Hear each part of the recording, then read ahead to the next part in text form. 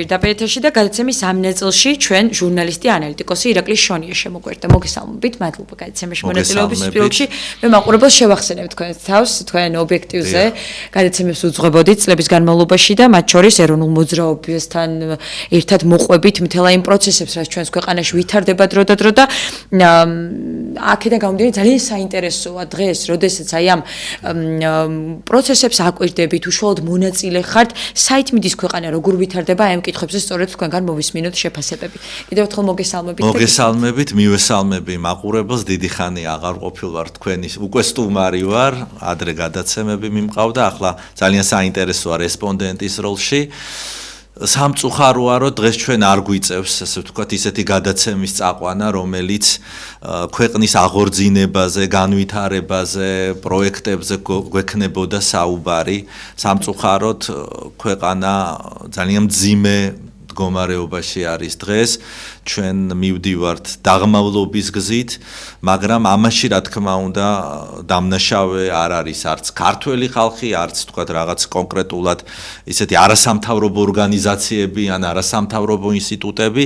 მე პირადად ბრალსვდებ დღევანდელ ეგრეთ წოდებულ ხელისუფლებას, იმიტომ რომ მათ ხელშია მაინც ეს ბერკეტები, საგარეო კურსი, საშინაო პოლიტიკური მდგომარეობა და ყველგან არის ჩიხური მდგომარეობა, ყველგან არის სფერო არ დარჩა, რომელიც არ არის დღეს განადგურებული და ამის ფონზე ახლა რა მოსატანია ვთქვათ უკვე სოციალური და ეკონომიკური გაჭირვება, ან ვთქვათ კულტურული სფეროში ჩავარდნები, როდესაც ყველაფერი გადაფარა რეპრესიებმა.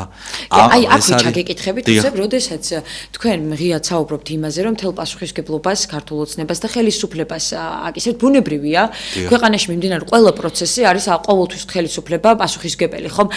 და მუდმივად მესმის ხოლმე მე შეფასებები, რომ პროპაგანდა ძალიან ძლიერია და იმ ადამიანს, რომელიც კრიტიკული იქნება და კრიტიკული აზრი გაისმება მისი მხრიდან რაღაც პრობლემაზე გამახვილებს ყურადღებას, მაშინვე ნაციონალურ მოძრაობის ლიდერად შერაცხავენ ხოლმე მისი იდეების გამტარებლად, იმ ნაციონალური მოძრაობის პათოში ჩასვამენ და თქვენზე არ ითქმის ეს, იმიტომ რომ თქვენ მუდმივად ნაციონალური მოძრაობის რეჟიმის წინააღმდეგ იყავით ყოველთვის, როდესაც გადავხედოთ თქვენს წარსულს და აქედან გამომდინარე, როგორ მიხვედით აი ამ პოზიციამდე, აი ამ დამოკიდებულებამდე და თუნდაც აი როგორ მივედით აი ამ მდგომარეობამდე, როგორც იცით რა არის, ადამიანმა არ უნდა შეხედოს არასოდეს პარტიული ნიშნით სამართლიანობას. ჩემთვის თავარი პრიორიტეტი არის სამართლიანობა, ადამიანის უფლებების დაცვა. მე გახლდით გასულ საუკუნეში ჰელსინკის კავშირის წევრი და ჩემთვის უმთავრესი იყო ადამიანის უფლებათა დაცვა. სააკაშვილამდე იყო შევარდნაძის რეჟიმი. მაშინაც არსებობდნენ პოლიტპატიმრები და რა თქმა უნდა ყოველთვის ჰქონდა პროტესტის გრძნობა და ძალიან აქტიურად ვიყავი ჩართული ამ მოვლენებში. შემდგომში, როდესაც უკვე ნაციონალური მოძრაობის დროსაც მსგავსი ფაქტები დავინახე, როდესაც იყო მაღალჩინოსნების მხრიდან დანაშაულები, რა ხდებოდა ციხეებში, ეს ყველაზე უკეთ ობიექტივმა იცის, ობიექტივის თანამშრომლებმა მაშინ ძალიან აქტიურად ვაშუქებდით ამ მოვლენებს და დღეს ფაქტიურად ეს გაგრძელება გამოვიდა აი ამ ყველაფრის, ვერ დავასრულეთ რეპრესიები, ქართული ოცნება, რომელიც მოვიდა სწორედ იმ სლოგანით, რომ თითქოს სამართლიანობას მოიტანდა და ქართულ ხალხს ჯეროდა, უმეტეს ნაწილს ჯეროდა ამის და ხმა მისცა ქართულ ოცნებას, ბოლო წლებში მე მგონი ყველაფერი გადაფარა აი დანაშაულებრივმა საქციელმა, რასაც ისინი ჩადიან, იმიტომ რომ ხო გეუბნებით სფერო არ დარჩა, რომელიც დღეს განადგურებული არ იყოს მათგან. ჩემთვის დღეს რუსთაველზე დგომა პრობლემა არ არის, ეხა იქ ვინ დგას და ვერავის ვერ დაუშლით ჩვენ იმას ხელს, რომ აქ რატომ დგეხარ და კიდევ ერთ ყველაზე უმთავრესი მაინც ეს არის, რომ პარტიული ჭოგრიტით ნუ უყურებენ ადამიანები, ადამიანის უფლებებს, ხვის ბედს, ადამიანების სიცოცხლეს, არ შეიძლება იმაზე მუდმივად საუბარი და ქართულ ოცნებას და დღევანდელ ეგრეთ წოდებულ ხელისუფლებას ეს რა თქმა უნდა აწყობს ეს პროპაგანდა, რომ ხედავთ ვინ არიან იქა, როგორ შეიძლება 200 100,000 ადამიანი ეკუთვნოდეს ერთ პარტიას, ან 100,000 კაციანი მიტინგები იყოს ერთი პარტიის კუთვნილება, ეს გამორიცხული არის ყველანაირად და ეს ერთი და მეორეც ერთი მე ჩემი მორალი არ მაძლევს კიდე იმის უფლებას, რომ ჩვენ პატიმრები ვინც არიან, იგივე ნაციონალური მოძრაობის წევრები, ხომ დღეს მუდმივად ამაზე იყოს აპელირება, იცით რომ აი ჩვენ თუ არ ვიქნებით, ისინი მოვლენ და თქვენ დაგჯიან. ეს ძალიან კარგად გამოუვიდა ზოგისთვის პიარისთვის ხელისუფლებას, მაგრამ მე მგონია რომ ამას საზოგადოება არ უნდა აყვეს. კიდევ ვამბობ რომ ვიწრო პარტიული ნიშნით იმის გამო რომ აი მაშინ ხდებოდა დანაშაულები და დღეს აღარ ხდება, ეს არის აბსურდი და არ შეეშინდეთ ადამიანებს რომ აი მოვა გასუწინა რეჟიმი თქვენ დაგჯით, ამიტომ ჩვენ უნდა ვიყოთ მუდმივად. ეს ძალიან კარგი პიარი აქვთ ამათ აგორებული, მაგრამ მე ვფიქრობ რომ ამას ბრძენი ქართველი ხალხი ვერ წამოეგება და ამის მაგალითია სწორედ ის მრავალათასიანი მიტინგები, რომელიც რუსთაველზე ტარდება, იმიტომ რომ არ არის ესე, ეს არის აბსურდი, რომ მიგდგანან მე ვერც ერთი მაშინდელი ჯალათი, რომელიც წინა ხელისუფლებას ყავდა და რეჟიმს ყავდა, მე არავინ არ დამინახია მსგავსი ადამიანები და აი კონკრეტულად თქვენი იქ დგომის მიზეზი რა არის და რა იწვევს თქვენს პროტესტს, იმას რომ მუდმივად იყოთ აი ამ პროტესტში ჩართული. იცით რა შეასაქმე, თავიდან იყო გაყალბებული არჩევნები, რა თქმა საპარლამენტო არჩევნები, ცხადზე-ცხადი იყო და მსოფლიო საზოგადოებამაც არაერთგზის დაადასტურა, რომ ეს იყო გაყალბებული არჩევნები. ეს იყო ერთ-ერთი მიზეზი, რაც მაშინ ხალხი წინა შემოდგომაზე ხალხი გამოვიდა მასობრივად რუსთაველის გამზირზე.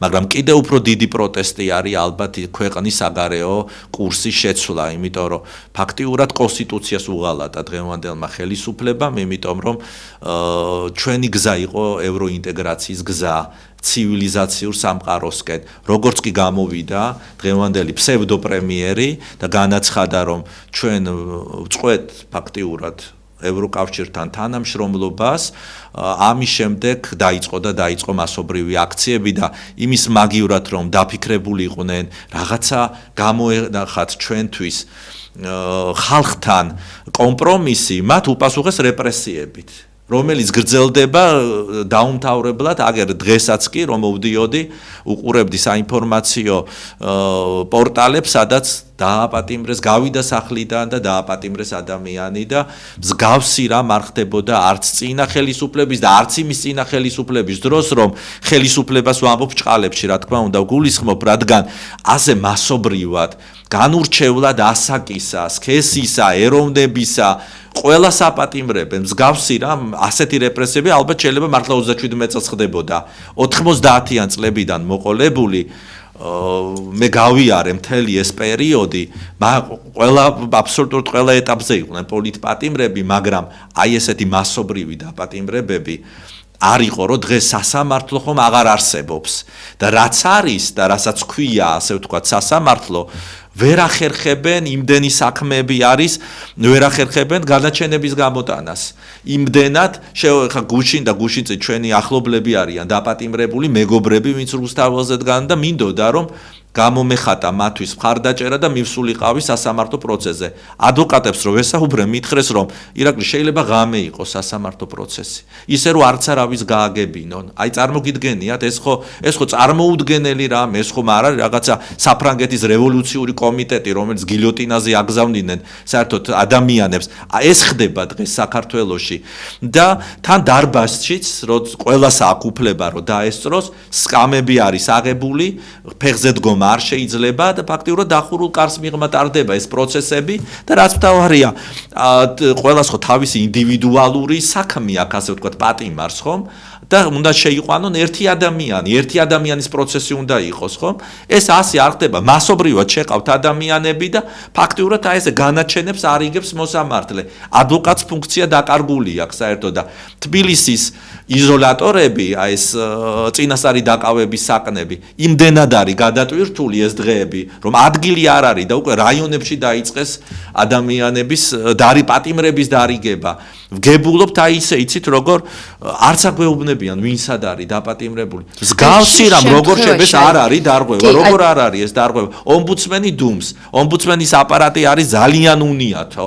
მე ვფიქრობ, რომ საერთოდ პოლიტიზირებული ომბუდსმენი ყავს დღეს საქართველოში. რა მინდა გითხოთ, იცი ბატონო ირგლი, ძალიან საინტერესოა ხოლმე გარკვეული ნაწილის მოსაზრება ადამიანების, რომლებიც გამოირჩევიან აგრესიით, აი ამ მთელი პროცესის მიმართ და ამბობენ, რომ ის ადამიანები, რომლებიც იქ დგანან, აშავებენ, ცუდად იქცევიან, ასე თქვენ მუდმივად ხართ ხომ აქციაზე და ამიტომ თქვენ ბუნებრივია იცით შიგნით როგორ მიმდინარეობს პროცესები, რა იწვევს აი ამ დაძაბულობის კერების გაჩენას და ასე შემდეგ და ხშირ შემთხვევაში რა არის ხოლმე ის მიზეზი, როდესაც კონკრეტულ ადამიანებს ან აკავებენ, ან აჯარიმებენ, ან ასე შემდეგ. რა არის ეს მიზეზები? მოკლედ, იმიტომ რომ ჩვენ ახლა ვიცით რომ უკვე სამედიცინო პირბადის ტარების გამოც კი შეიძლება ადამიანები აბსურდი არის, როდესაც სულ ცოტა ხნის წინ სწორედ ვისაც არ ქონდა პირბადე პირიქით იყო. იმათ აჯარიმებდნენ და ამ კოვიდის დროს გახსოვთ როგორ იყო ეგ მდგომარეობა და ახლა პირიქით აი აბსურდული მდგომარეობა არის რომ დღეს როდესაც შემოდგომის და ზამთრის ზღვარზე ვარ და ყველა უნდა დაცული იყოს მათი ჯანმრთელობა პირბადით სწორედ იმიტომ რომ მაინც არსებობს კოვიდის კერები დღეს პირბადის გამო ადამიანებს აპატიმრებენ და სასამართლოში უშვებენ ეს არის წარმოუდგენელი რამ საერთოდ განვითარებულ ქვეყანაში ესე პირბადის გამო ვინმეს თუ აპატიმრებენ მე არ ამგონია მე პრეცედენტი არ მახსოვს გადაკეტვისა ესეთი ფაქტები თუ არსებობს უცეს ერთ ადამიანს ედავებიან რომ ქუჩა გადაკეტა მე პრეცედენტი არ მახსოვს რომ პირბადის გამო რომელიმე ქვეყანაში ადამიანი დაეპატიმრებინათ და კანონებთან მივდივართ მოკლედ კანონებთან მივდივართ და აი თქვენ რაც ამბობთ რომ რატომ აპატიმრებენ რა თქმა უნდა პროტესტის ჩახშობისკენ არის ეს მიმართული რომ მასობრივი შიში დანერგონ ადამიანებში იმიტომ რომ როგორ შეიძლება რომ 5000 ლარი იყოს ჯარიმა და პენსიონერს გამოუწერონ ეს რომელიც ვერ გადაიხდის ვერანაირად თუ ვერ გადაიხდის ან ქონება უნდა დაუყადაღონ ან დააპატიმრონ გუში მკითხულობდი სწორედ ვაჟა ექიმი რომ არის დაპატიმრებული ცნობილი ექიმი ხო გუშინ წერდა რომ 82 წლის კაცი მოიყვანეს იქა ფეხში შველი მოიყვანეს რომელიც დაკავების მომენტში ეთყობა ფეხსაცმელი დაკარგა და მთელი დღის განმავლობაში ცივ ფილაკანზე და საკანში იჯდა 82 წლის ფეხში შველი ადამიანი შეიძლება ეს ვინმეს მოეწონოს? კი, არიან ადამიანები, სწორედ, ვისაც ეს შეიძლება მოეწონოს და აი თქვენ ამბობდით, რომ არის რაღაცა ნაწილი, რომელიც აგრესიას გამოხატავს. მე მათ ურჩევ, თუ რა თქმა უნდა არ არიან შეგნებული ისეთი ადამიანები, რომელსაც არასოდეს არ უნდა სიმართლის გაგება. ესეთები იყვნენ წინა ხელისუფლების დროს და იმის წინა ხელისუფლების დროს, რომ სულ მართლები იყო ერთი მხარე და მეორე იყო სულ დამნაშავე და სულ გასანადგურებელი. დღეს ამ ხელისუფლებას ყავს ასეთი კატეგორია, რომ ვინც რუსთაველზე დგას, იმათ საერთოდ ადამიანებად ართვლიან და ასეთ ადამიანს ვერაფერს გავაგებინებ ჩემი აზრით, მაგრამ თუ ინტერესია აქვთ, უკაცრავად, თუ ინტერესია აქვთ და უბრალოდ არიციან და ისი ამბობენ ამათ, მე ვეპატიჟები მათ რუსთაველის გამზირზე, რომ თავისი თვალით ნახონ, რომ იქ ყველა პროფესიის ადამიანი დგას, იქ არავინ არ არის კრიმინალური, ასე ვთქვათ, მენტალიტეტის ადამიანი, თავდამსხმელი, მოძალადე, იქ დგანან მწერლები, პოეტები, რომლებიც დღეს პატიმრობაში არიან, ჟურნალისტები, ჩვენი კოლეგები, რომლებიც დევნილები არიან, კაპეზეებში სხედან, წინასწარი დაკავების საკანებში სხედან, ყველა პროფესიის ადამიანს ნახავენ და აი ეს არის კიდევ ერთ-ერთი, იცით, შემზარავი ქართული ოცნებისთვის, რომ თბილისი პატარა ქალაქია. იქ რამდენი მათი ნაცნობი დგას, მეზობელი დგას, მასწავლებელი დგას, მათი პედაგოგი, მათი შვილის, ექიმი, რომელმაც გამოაჯამრთელა და უმკურნალო მაგად და დღეს მათზე იმ ახორციელებენ რეპრესიებს, სრულიად უსამართლოდ ახორციელებენ. გუშინ წინ საშინელი დარბევა რომ მოაწყეს რუსთაველს, ტროტუარიდან აკავებდნენ ადამიანებს და ტროტუარიდან რომელსაც არანაირი დარღვევა არ ქონიათ მათ. იყო გატაცებები და დღეს ისინი დღემდე სასამართლოს მოლოდინში არიან ისე. აი თუ შეიძლება გკითხავთ როგორც პროტესტის მონაწილეს რა ტიპის მანევრს ელოდებით ხელისუფლების მხრიდან და როგორი უნდა იყოს სახელმწიფოს მიდგომა პროტესტის აი ამ ფორმის დროს, იმიტომ რომ თქვენ არა მხოლოდ როგორც ერთ-ერთი მოქალაქე გახართ, როგორც ჟურნალისტი ისე აკვირდებით, როგორც იურისტი ისე აკვირდებით აი ამ პროცესებს, ხო და ბუნებრივია იცით როგორი უნდა იყოს სახელმწიფოს როლი აი ასეთ დროს, როდესაც ვიცით რომ ერთი ადამიანის პროტესტიც კი მათთვის უნდა იყოს დასაფასებელი და ყურადღება ყოველ შემთხვევაში უნდა მიაქცინონ ამ ადამიანს როცა პროტესტი და არა თუ აი ამ მასაზე საუბარი რომლებიც უკვე წელზე მეტია იკრიბებიან ხომ აი რა ტიპის ნაბიჯი იქნებოდა სწორი და გონივრული სწორი და გონივრული რა თქმა უნდა ხელისუფლებას ევალება უპირველესად, იმიტომ რომ მაინც მართვის ბერკეტები მათ ხელში არის. თუ აქვთ რა თქმა უნდა სურვილი, რომ ეს ყველაფერი გამოასწორონ და კანონის ფარგლებში იყოს ყველაფერი. რა უნდა ამ ადამიანებთან საუბარს, მაგრამ სამწუხარო ეგ არის, რომ მათი პოლიტიკა არის რეპრესიები, რომ უკან არაფერზე დაიხიონ, რომ არავის არ მოусმინონ, რომ ყველა ხალხის მტერია და აი ამის საფუძველზე ხდება მერე, რომ როდესაც ეს მოდის ზემოდან, ასე ვთქვათ, ეს რეპრესიები ქვეყნის პირველი პირებიდან, ხო? რა თქმა უნდა, იქ რიგითი პოლიციელი ამას ჩაიდენს, რომ თავისი სამსახური არ დაკარგოს, რომ თვითონ არ გახდეს მერე ისის რეპრესიის მსხვერპლი, იმიტომ რომ და მიმართავენ უკვე უკანონობას, რა თქმა უნდა, იმიტომ რომ ტროტუარზე რამდენი კაცი იყო დაჭერილი გუშინ წინ. გატაცებებით რო ხდებოდა ადამიანების დაჭერა, ეს არ არის უკანონობა საერთოდ. და ადამიანის წაიკითხონ კონსტიტუცია, წაიკითხონ სწორედ ეს კანონი, რომელიც ქუჩის მანიფესტაციებსა და შეკრების თავისუფლებას ეხება, რომ ნებისმიერ ადამიანს აქვს უფლება თამამად გამოხატოს თავისი აზრი, მაგრამ ხო გეუბნებით, ეს უკვე სახელმწიფო პოლიტიკა, რეპრესია იქცა სახელმწიფო პოლიტიკა. სხვა არაფერი არ ხდება ქვეყანაში. სურათი როგორია, ახლა ჩვენ ხედავთ, რომ თვითონ ქართული ოცნება იმ ადამიანებსაც კი ვხედავთ როგორ უპირისპირდება, რომლებსაც წლების განმავლობაში ავტორიტეტს უქმნიდა, გვარწმუნებდა, რომ ეს ადამიანები იყვნენ კარგი ადამიანები, პატრიოტები, რომ არ ვიცი, გამოირჩეოდნენ უამრავი დადებითი თვისებებით და ასე შემდეგ. დღეს ვხედავთ, როგორ ხდება ამ ადამიანების ერთ წუთში, ასე ვთქვათ, რეპუტაციის გაქრობა, მათი მისამართით მოღალატედ წარმოჩენა და ასე შემდეგ. ბევრია გამოძიებაზე ნამდვილად დამოკიდებული და დროთა განმავლობაში გავიგებთ სიმართლეს ბუნებრივია, იმიტომ რომ მართლაც არაფერი არ იმალება ამ ქვეყანაზე და ჩვენ ჟურნალისტებმა ყოველთვის ვიცით ხოლმე აი ამ დროს თანმიმდევრულად დაკვირვება პროცესები. თქვენც ბუნებრივია აკვირდებით, ხომ?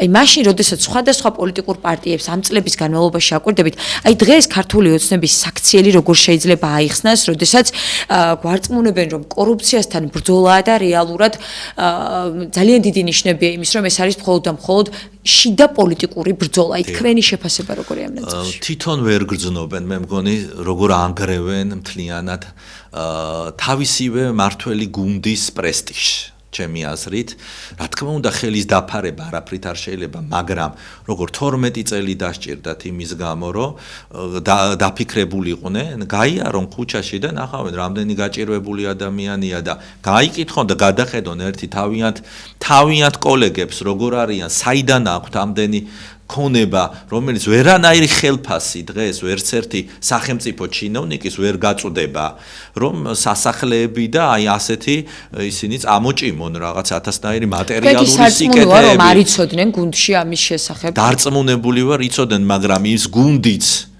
დარწმუნებული ხართ, რომ იგივეს არ ჩადის? აი რაშია საქმე? ჩვენ რა გარანტ რომ ხვალ რო დადგებად, რომ იგივე ვინც დღეს ასამართლებს თავის თანაგუნდელებს და თავიანთ კოლეგებს, თავიანთ პრემიერს, რომ იგივე ბედი თვითონ არ მოელით მათ. აი ეგ არის ყველაზე დიდი უბედურება და რაც შეეხება თვითონ ახლა ცოტა სხვა გადახვევას გავაკეთებ. თავიდან, როდესაც მოვიდა ქართული ოცნება ხელისუფლებაში, რა თქმა უნდა, სულ სხვა სახეები იყო. აბსოლუტურად იმ თითქოს ის სახეები ზუთ ამათ, ვინც დღეს არიან მოსულები, საიდან არიან, როგორ არიან მოსულები, არავინ არ იცი, ზოგი პორტირებულ ნაცს ეძახის მათ, ზოგი რაღაც მოძალადე არის, ზოგი 1000 ციხეში მუშაობდა სააკაშვილის დროს, ანუ სულ ისეთი ისინი აქვს დაბინძურებული ბიოგრაფიები მათ და იმათ თითქოს ზულთ სწორედ ის ადამიანები, ვინც რეალურად იყვნენ ქართული ოცნების დამფუძნებლები. ესეთი ვიზუალურად ესე ჩანს ეს ყველაფერი, მაგრამ აუცილებლად უნდა მოიძებნოს იქ ადამიანი და ალბათ თვითონ ბიძინა ივანიშვილი, რომ არ იყოს ვიღაცა ერთი ან ორი კაცის მიტანილი ენის ტყვეობაში და როგორღაც ეს ყველაფერი გამოასწოროს, სანამ ეს არ წავა უმართავ პროცესამდე, იმიტომ რომ ქართველი ხალხი არასოდეს არ აპატიებს არავის აი ასეთ შემზარავ რეპრესიებს, იქ რომელი მშობელი აპატიებს, რომ შვილი დაუხეიბრონ და ისე სასტიკად სცემონ, რომ ან ფსიქიურად დაავადებული იყოს. არის უკვე ესეთი ფაქტები, აი საშინელი ნოემბერ-დეკემბრის დარბევის შემდეგ და ან უკანონოდ ყავდეს შვილი გამოკეტილი, დედა გამოკეტილი, ვინ აპატიებს მშობლის შეურაცხყოფას. ეს ძალიან შემზარავ ისეთი პროცესამდე შეიძლება წავიდეს, რომ სანანებელი გაუხდეთ მერე თვითონ ეს რეპრესიები. ჩემი აზრით და მაგრამ ჯერჯერობით მშვიდობიანი ფორმა ქართველი ხალხი ბრძენია და მშვიდობიანი ფორმით ჩვენ ვინარჩუნებთ პროტესტს და ყველა დარწმუნებულია რომ მივახწევთ იმას რომ ყველა პოლიტპატიმარი იყოს გათავისუფლებული და დაინიშნოს ახალი საპარლამენტო არჩევნები რომელსაც გააკონტროლებენ დემოკრატიული ინსტიტუტები და დემოკრატიის შექმნილი დამკვირვებლები. კი ბატონო, უღრმესი მადლობა გადაცემაში მონაწილეობისთვის, რომ მოგვიწევთ. დიდი მადლობა. ძალიან საინტერესო იყო. დიდი მადლობა 2 წუთს წაგართმევთ. მე მინდა რომ მხნეობა უსურვოთ ჩვენს პოლიტპატიმრებს თქვენი სტუდიიდან, იმიტომ რომ ობიექტივი სწორედ მაშინ შეიქმნა, როდესაც პოლიტპატიმრების თემა იყო ადამიანის უფლებები ირღვეოდა და დიდი მადლობა რომ მომიწვიეთ. მე ვეხმიანებ ისევ თქვენი სტუდიიდან ჩვენს პოლიტპატიმრებს, აქციის მონაწილეებს, რომ საბოლოო არ არსებობს დიქტატურა, რომელიც დაღმავლობისკენ არ წავიდეს, საბოლოო მაინც გამარჯვება და სამართლიანობის აღდგენა საქართველოში. დიდი მადლობა. გადაცემაში მონაწილეობისთვის ჟურნალისტი, ანალიტიკოსი ირაკლი შონი აქვს სტუმრობდა გადაცემის ამ ნაწილში. გადაცემას კი ლიზა კვესალავა უწყობოდი. ნახვამდის. მადლობა.